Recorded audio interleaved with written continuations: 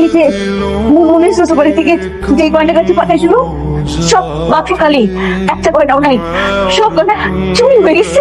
আমি বুঝতে পারছি এই ঘটনাকে ঘটাইতে পারে, এই যে দুঃখ লাগিয়া সাপোর্ট হইতেছে এই বাড়ির এই পরিবারের মান সম্মান নষ্ট করার জন্য আমাদেরকে বিপদে ফেলা যথেষ্ট।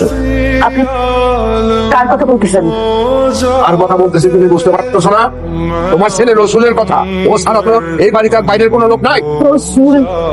আমার ছেলে বলতেছেন? রসুল কি আপনার ছেলে না? কি বলতেছেন? আমি তো মনে ভেঙে বন্ধ করতে যাবো।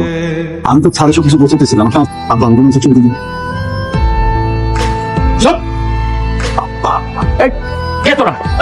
আমি তোর বাবা না, আমাকে আব্বা আব্বা বলার কোনো দরকার নাই। আমার ছেলে মেয়ে আছে, কোনো চোর আমার ছেলে হইতে পারে না। নাই আমার রক্তে, আমার রক্তের না, চোর আমার ছেলে হইতে পারে।